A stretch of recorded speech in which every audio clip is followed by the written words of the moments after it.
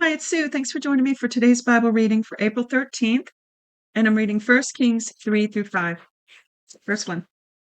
Solomon made an alliance with Pharaoh, king of Egypt, and took Pharaoh's daughter and brought her into David's city until he had finished building his own house, Yahweh's house, and the wall around Jerusalem. However, the people sacrificed in the high places because there was not yet a house built for Yahweh's name.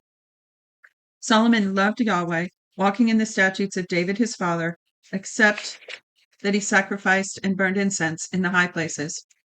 The king went to Gibeon to sacrifice there, for that was the great high place. Solomon offered 1,000 burnt offerings on that altar. In Gibeon, Yahweh appeared to Solomon in a dream by night, and God said, "Ask for what I should give you." Solomon said, You have shown to your servant David, my father, great loving kindness, because he walked before you in truth, in righteousness, and in uprightness of heart with you. You have kept for him this great loving kindness, that you have given him his son to sit on his throne as it is today. Now, Yahweh my God, you have made your servant king instead of David my father. I am just a little child. I don't know how to go out or come in. Your servant is among your people which you have chosen, a great people that can't be numbered or counted for multitude. Give your servant therefore an understanding heart to judge your people, that I may discern between good and evil. For who is able to judge this great people of yours? This request pleased the Lord, that Solomon had asked this thing. God said to him, Because you have asked this thing, and not asked for yourself long life, nor have you asked for riches for yourself, nor have you asked for the life of your enemies, but have asked for yourself understanding to discern justice, behold, I have done according to your word. Behold, I have given you wise. Excuse me one sec. I'll make a note. Okay. So he says, Behold, I have given you a wise and understanding heart, so that there has been no one like you before you and after you, none will arise like you. I have also given you that which you have not asked, both riches and honor, so that there will not be any among the kings like you for all your days. If you will walk in my ways to keep my statutes and my commandments as your father David walked, then I will lengthen your days. Solomon awoke, and behold, it was a dream. Then he came to Jerusalem and stood before the ark of Yahweh's covenant, and offered up burnt offerings, peace offerings, and made a feast for all his servants. Then 2 women who were prostitutes came to the king and stood before him. The one woman said, "O my lord, I and this woman dwell in one house. I delivered a child with her in the house. The 3rd day after I delivered, this woman delivered also. We were together. There was no stranger with us in the house, just us 2 in the house. This woman's excuse me. This woman's child died in the night because she lay on it. She arose at midnight and took my son from beside me, while your servant slept, and laid it in her bosom, and laid her dead child in my bosom. When I rose in the morning to nurse my child, behold, it was dead. But when I had looked at it in the morning, behold, it was not my son whom I bore. The other woman said, No, but the living one is my son, and the dead one is your son. The first one said, No, but the dead one is your son, and the living one is my son. Thus I spoke before the king. Then the king said, One says, This is my son who lives, and your son is the dead. And the other says, No, but your son is the dead one, and my son is the living one. The king said, Get me a sword. So they brought a sword before the king. The king said, Divide the living child in 2, and give half to the one and half to the other. Then the woman whose living child was whose living then the woman whose the living child was spoke to the king, for her heart yearned over her son. And she said, Oh my lord, give her the living child, and in no way kill him. But the other said, He shall be neither mine nor yours. Divide him. Then the king answered, Give her the living child, and definitely do not kill him. She is his mother.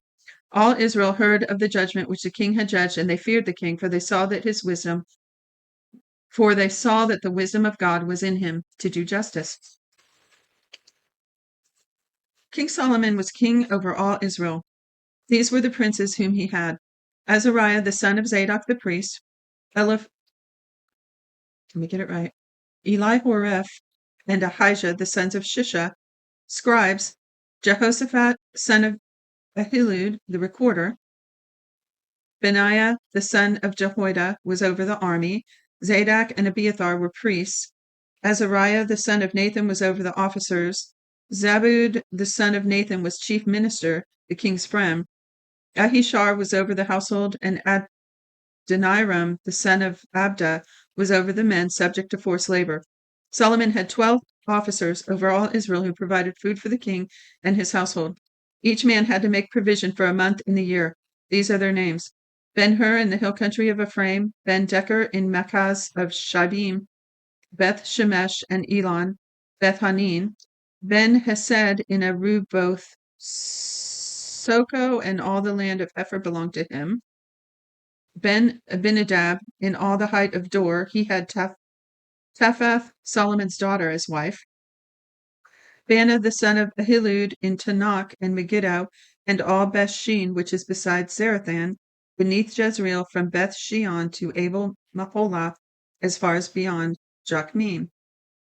Ben-Geber in Ramoth-Gilead, the towns of Jair, the son of Manasseh, which are in Gilead, belonged to him, and the region of Argob, which is in Bashan.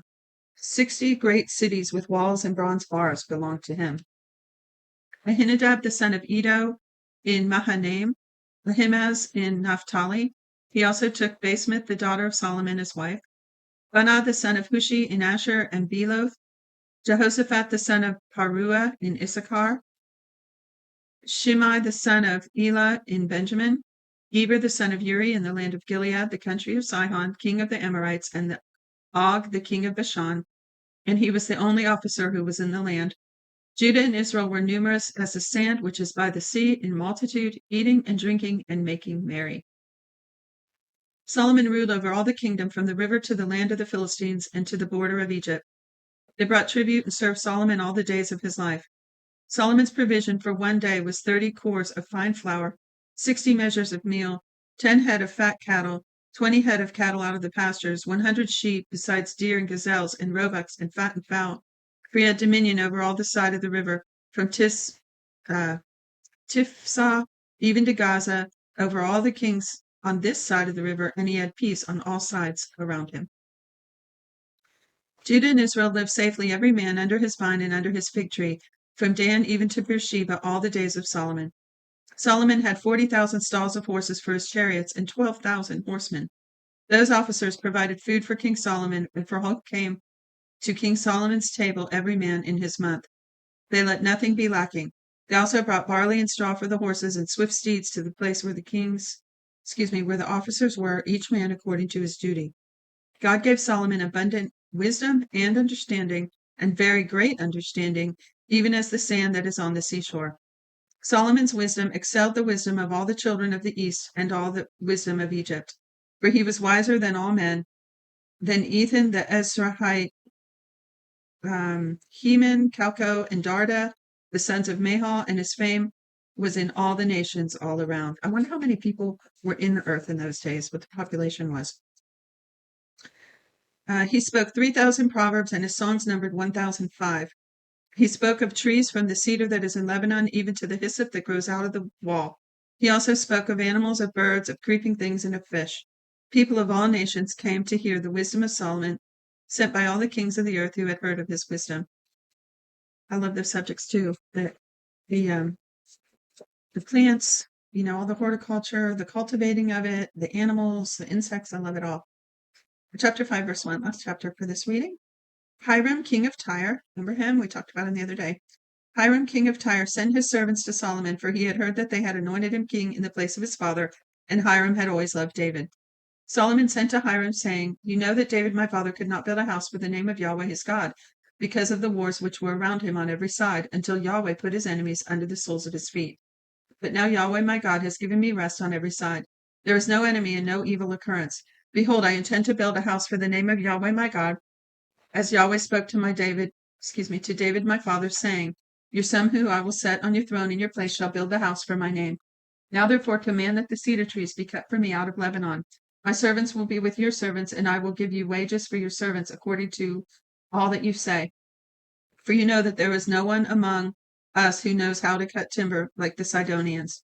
When Hiram heard the words of Solomon, he rejoiced greatly. There's that great joy again. I need to underline that.